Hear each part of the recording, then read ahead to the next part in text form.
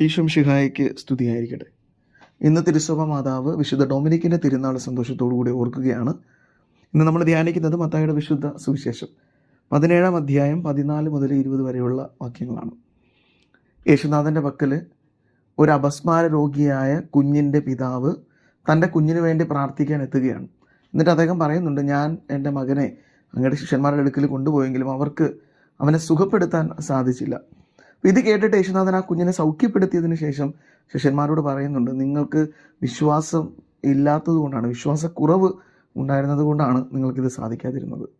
അതിനുശേഷം ശിഷ്യന്മാർ യേശുനാഥനെ കണ്ട് ചോദിക്കുന്നുണ്ട്, എന്തുകൊണ്ട് ഞങ്ങൾക്കതിന് സാധിച്ചില്ല എന്ന്. യേശുനാഥൻ പറയുന്നുണ്ട്, നിങ്ങൾക്ക് ഒരു കടുകുമണിയോളം വിശ്വാസം ഉണ്ടായിരുന്നുവെങ്കിൽ ഈ മല പോലും മാറിപ്പോകും എന്ന് പറഞ്ഞ് യേശുനാഥൻ അവരെ ഉപദേശിക്കുകയാണ്.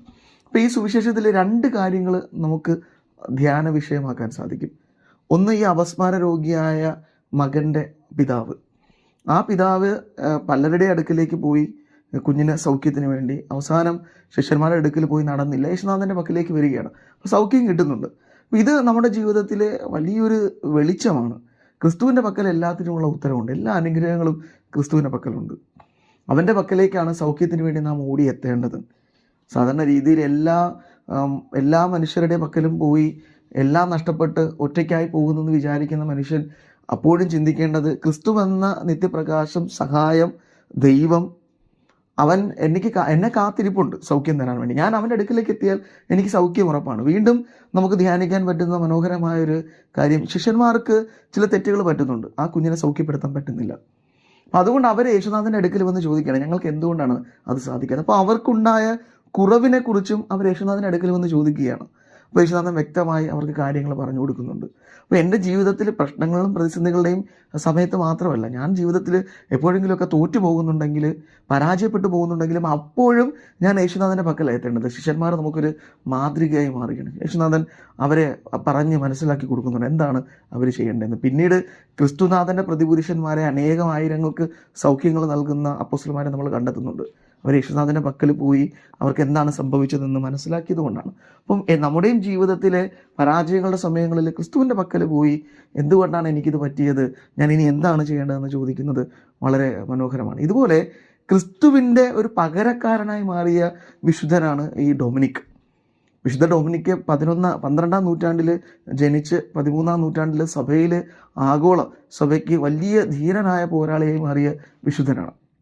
അദ്ദേഹം സ്പെയിനിൽ ജനിക്കുകയും ഫ്രാൻസിലെ ഉണ്ടായിരുന്ന വലിയ വിശ്വാസരാഹിത്യങ്ങൾക്കെതിരെ പോരാടുകയും ചെയ്ത വ്യക്തിയാണ്. അന്ന് അവിടെ നിലനിന്നിരുന്ന വിശ്വാസങ്ങൾക്കെതിരായ പഠനങ്ങൾക്കെതിരെ പോരാടിയ ഒരു വ്യക്തിയാണ് ഇദ്ദേഹത്തിൻ്റെ പേര് തന്നെ ഡൊമിനിക്. ആ പേര് വന്നത് ദൈവത്തിൻ്റെ നായ എന്ന് പറയുന്ന ഒരു വാക്കിൽ നിന്നാണ്. കാരണം അദ്ദേഹത്തിൻ്റെ അമ്മ വളരെ ചെറുതിലെ ഈ വിശുദ്ധൻ്റെ ജനനത്തെക്കുറിച്ച് സ്വപ്നം കാണുകയുണ്ടായി. ഒരു തീപ്പന്തവും കടിച്ചു പിടിച്ച് നിൽക്കുന്ന ഒരു നായ.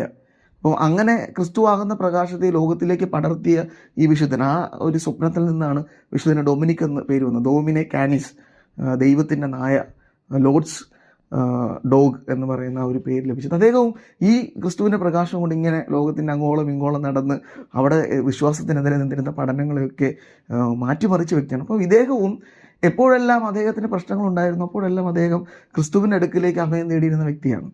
ക്രിസ്തുവാണ് അദ്ദേഹത്തിന് വലിയ ധൈര്യവും ബലവും ഒക്കെ കൊടുത്തിരുന്നത്. ആ ബലത്തിൽ നിന്നാണ് അദ്ദേഹം അനേക കാര്യങ്ങളെ സഭയുടെ സത്യപഠനങ്ങളിലേക്ക് നയിച്ചിരുന്നത്.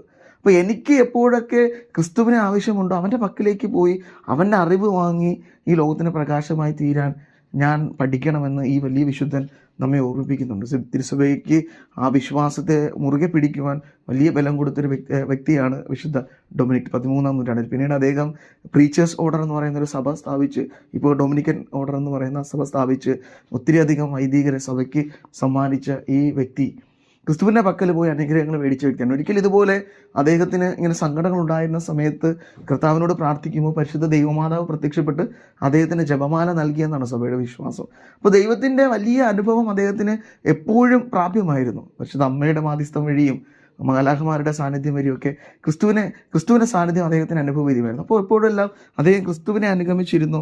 അപ്പോഴെല്ലാം ക്രിസ്തു അദ്ദേഹത്തെ പലരിലൂടെയും അനുഗ്രഹങ്ങൾ കൊടുത്ത് അനുഗ്രഹിച്ചിരുന്നു. അപ്പോൾ ഈ തിരുനാൾ ആഘോഷിക്കുമ്പോൾ, ഈ വിശുദ്ധ സുവിശേഷം ധ്യാനിക്കുമ്പോൾ, എനിക്ക് ജീവിതത്തിൽ പ്രശ്നങ്ങൾ ഉണ്ടാകുമ്പോൾ ക്രിസ്തുവിൻ്റെ പക്കലേക്ക് ഓടിയെത്താൻ, അവനിൽ നിന്ന് അനുഗ്രഹങ്ങളും അവനിൽ നിന്ന് ജ്ഞാനവും നേടാനുള്ള ബലം എനിക്കുണ്ടാകുന്നതിന്, ആ കൃപ ലഭിക്കുന്നതിന് വേണ്ടി നമുക്ക് പ്രാർത്ഥിക്കാം. യേശുനാഥൻ അതിന് നമ്മെ സഹായിക്കട്ടെ. ആമേൻ.